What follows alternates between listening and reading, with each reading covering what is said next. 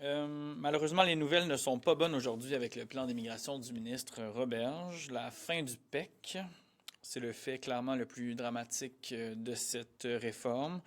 Pour les diplômés et les travailleurs, c'était le programme fort, le programme par excellence pour les meilleurs candidats francophones destinés à l'intégration au Québec. Quelle mauvaise décision! Quel manque de vision de la part de ce gouvernement, quel manque de vision de la part du ministre Roberge. Depuis un peu plus d'une année, les inscriptions sont en chute libre depuis la suspension, puis avec la suspension du PEC pour les étudiants internationaux. C'est malheureux, mais c'est ça qui va se passer, c'est ça qui va s'empirer. Les universités, les cégeps, tout le monde est venu demander le maintien du PEC. Personne a demandé ou recommandé la fin du PEC. Le ministre Roberge n'en a fait qu'à sa tête et il empire et il met à mal la réputation du Québec en ce qui concerne les étudiants internationaux, mais aussi nos travailleurs étrangers qui veulent aspirer à la résidence permanente. 45 000. Le ministre a choisi finalement 45 000 et il a choisi délibérément de séparer les familles dans la réunification familiale pendant 4 ans. C'est un manque cruel d'humanisme, un manque cruel de cœur. Des Québécois et des Québécoises souffrent. Ils sont séparés de leurs époux et de leurs enfants et les délais vont exploser. Le ministre, encore une fois, n'a écouté personne. Les gens sont venus demander un souffle, de l'oxygène dans la réunification familiale. Aucune nouvelle, aucune bonne nouvelle. Au contraire, le ministre reste impassible face à la détresse des autres. Ça, c'est plus de détresse, plus d'anxiété, des vies, des rêves qui sont brisés. Dans la catégorie humanitaire, j'ai fait le calcul, on va passer à 36 ans de délai de traitement entre les arriérés et la cible du ministre.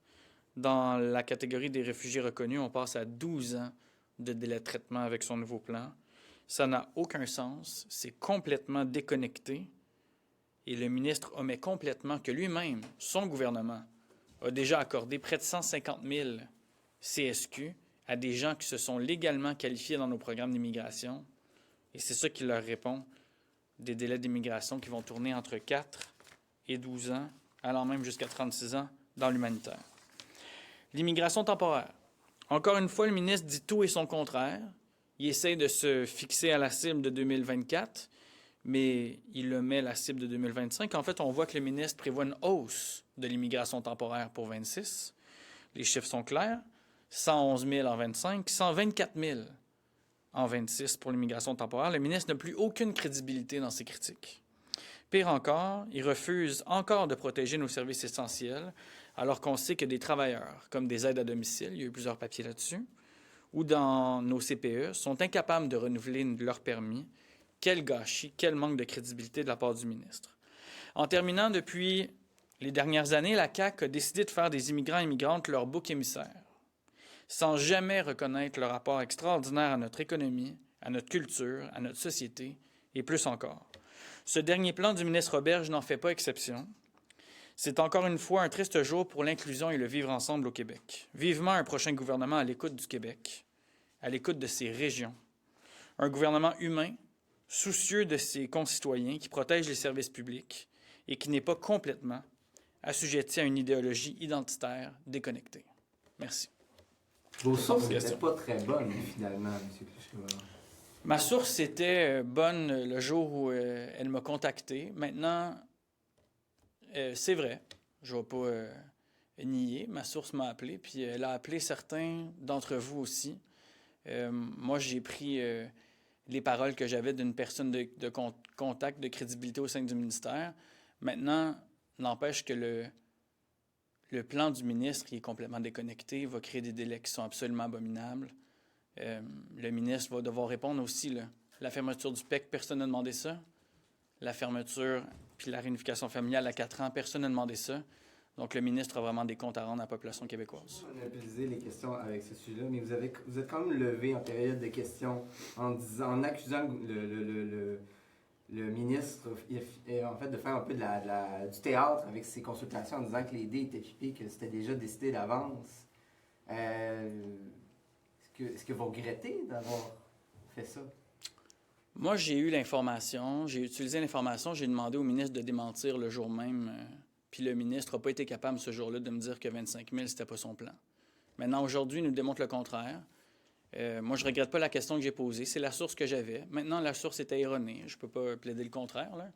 Puis c'est une source qui m'a aidé dans le passé, qui va probablement continuer de m'aider, mais à moi d'apprendre après ça sur ce que je ferai avec cette source-là. Ceci dit, je ne regrette pas d'avoir posé la question au ministre.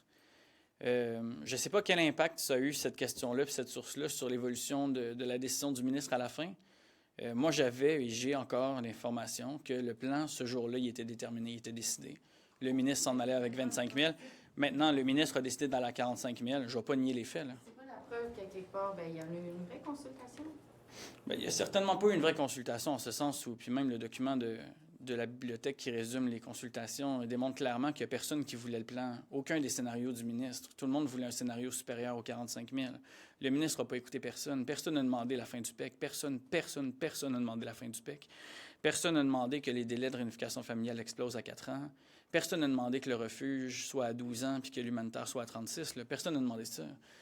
Donc, le ministre, aujourd'hui, là, arrive en disant « j'ai choisi le scénario bon, peut-être le moins pire, là, mais on est très, très, très, très loin de la coupe aux lèvres. » Puis tout ça, là, c'est la CAQ puis le ministère qui ont accordé 150 000 CSQ de gens qui attendent, qui ont payé leurs frais d'immigration, qui ont respecté les catégories, qui ont respecté les critères.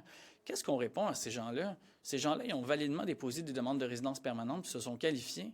Puis là, à cause de leur délai, puis à cause de leur planification d'immigration, qu'ils sont par ailleurs pas capables de respecter, là. Il n'y a pas beaucoup d'années où la planification a été respectée de la part du ministre.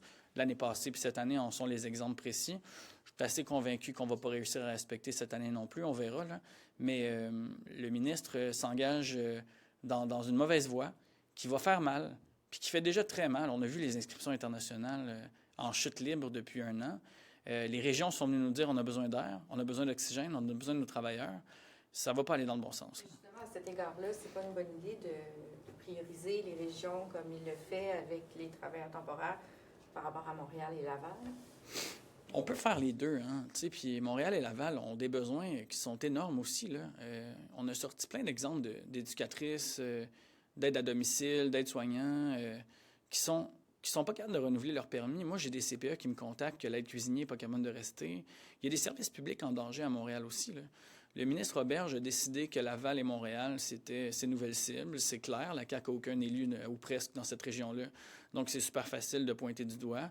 Maintenant, ça ne va pas fonctionner. On a des services publics. Les Québécois et les Québécoises ont besoin aussi de services. Là, le gouvernement ou la CAQ là, essaie de dire « ouais, c'est parce que M. Carney refuse nos clauses de droits acquis, refuse de diminuer les immigrants temporaires. » Finalement, le ministre Roberge n'est pas capable, lui non plus, de démontrer une réduction d'immigration temporaire, là. Ses cibles sont supérieures l'année prochaine que celles de cette année.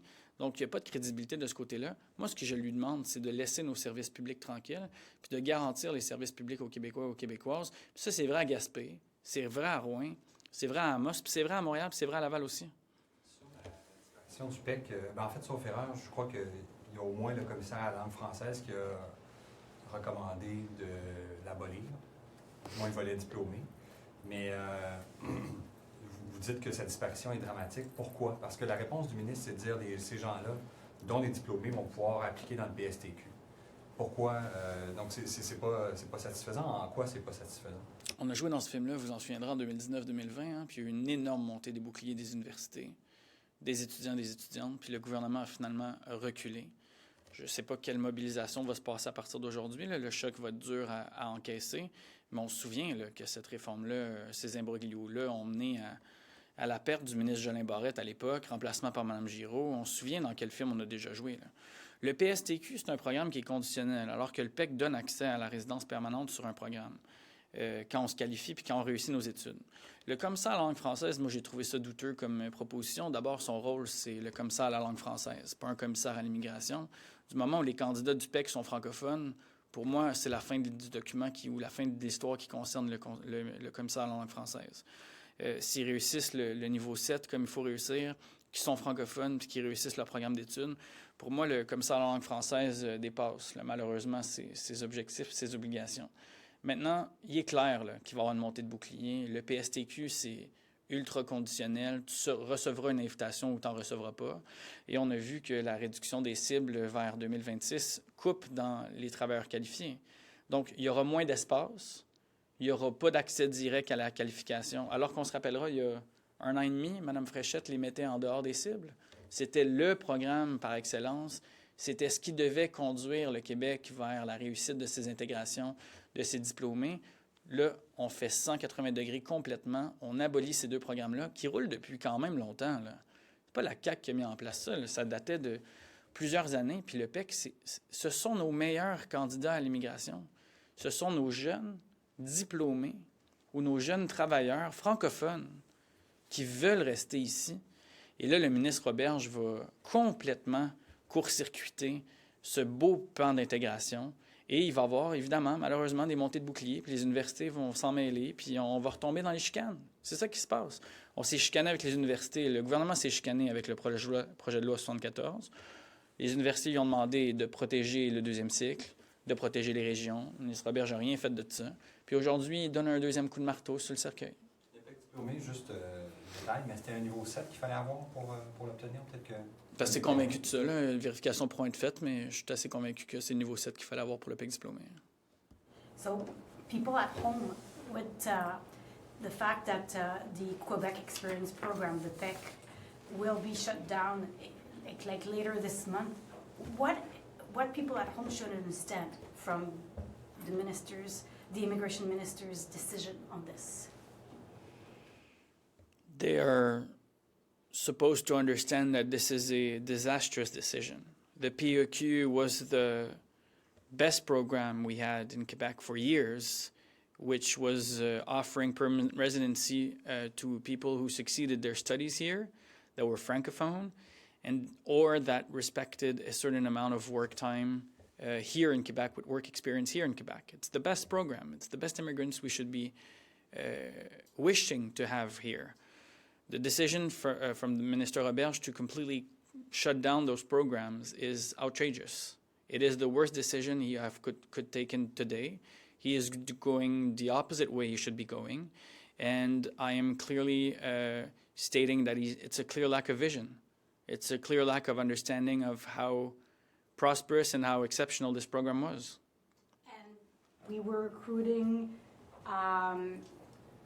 immigrants that would stay in Quebec and would bring something to society? They are the best examples. They're the one who succeeded their studies here. So they're nurses, they could be doctors, they could be professors. They are the ones who we should be fighting to keep here. We are the ones that we should be giving incentives for them to get here and stay here as long as we can. Now the government is sending the quite opposite message. They're saying, well, okay, you have that new program you can apply with, and we'll see whatever we decide. This is clear instability, clear uncertainty, and what's going to happen is that already we were seeing the numbers of students, foreign students applying to Quebec universities and CEGEPs completely going down. It is going to be worse. It is going to be worse because the PEC was something that we were looking forward to, was something that was bringing new talents, exceptional talents towards Quebec, and now that route will be deleted, and now that they won't access permanent residency, they're going to see for other options for themselves, and Quebec is going to be losing from it. Merci.